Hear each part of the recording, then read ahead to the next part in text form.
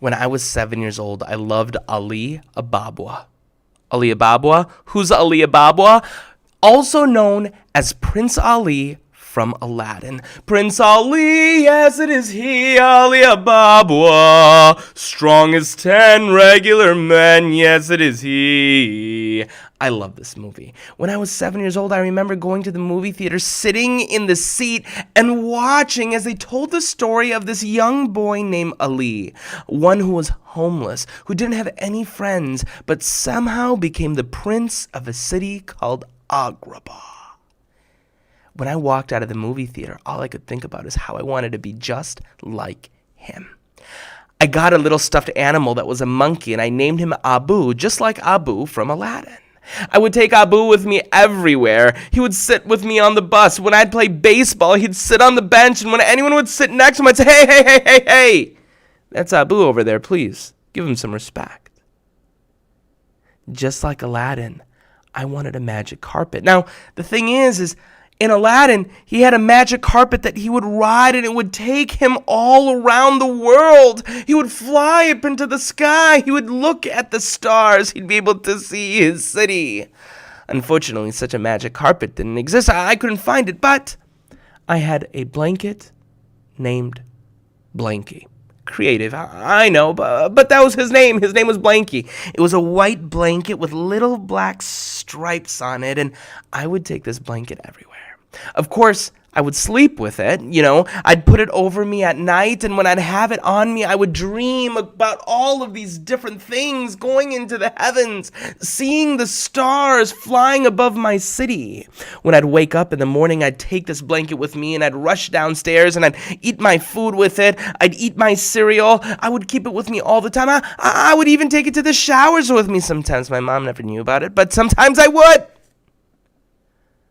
But it didn't last forever.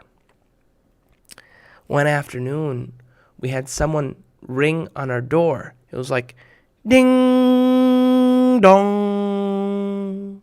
Now, at our house, not many people used to come to the door, so I didn't pick it up. I was, a little bit scared, so I went to the window and I opened it up, and I saw that there was an old lady who was there, and she had a bag. I thought to myself, what is this old lady with a bag doing? I'm not sure. And then she rang on the doorbell again. It was like, ding, dong. And now finally my mom came downstairs. She opened up the door and she started talking to this lady. And all I could hear was, pss, pss, pss, pss, pss, pss. Oh, okay. Pss, pss, pss, pss. Okay, we'll do it right now. Pss, pss, pss, pss, pss. Okay, blankets. Okay, sure. My mom went upstairs and she called all of us. She said, look, I want you to go to your rooms and I want you to grab your blankets. I looked at my mom. I said, blankets for what? She said, today we're going to give them away. Give them away?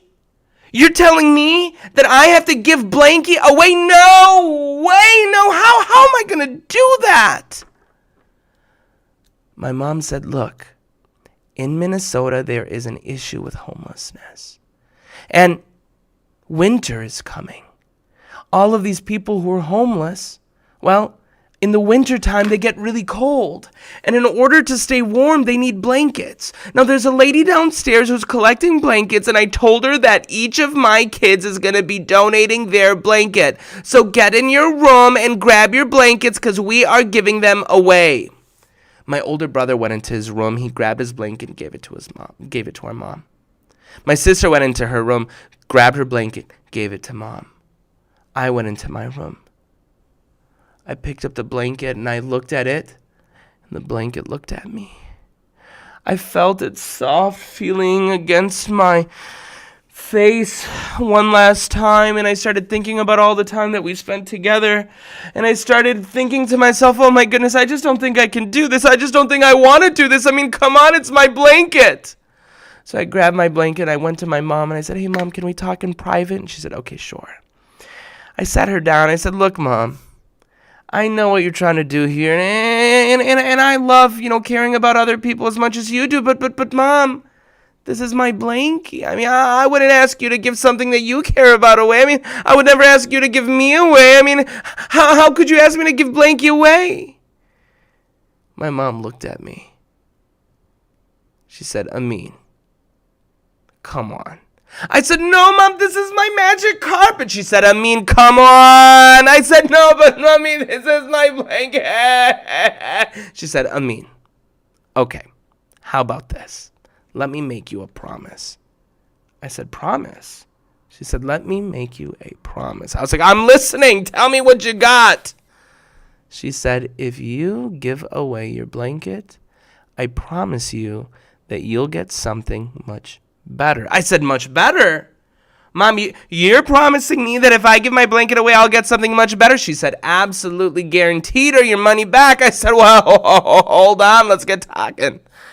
What about a magic carpet? I've always wanted a magic carpet. Do you think you can give me one of those? I mean, come on, let's get talking. My mom said, no, Amin, I am not going to get something for you. Allah subhanahu wa ta'ala will. I said, Mom, what do you mean? She says, Allah subhanahu wa ta'ala promises.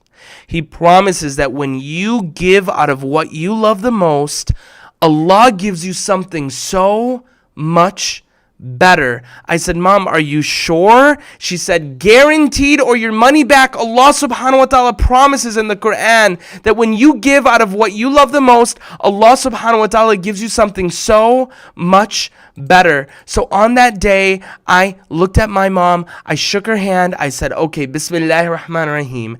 I gave away my blanket. And you know what? She was right. I got something so much better.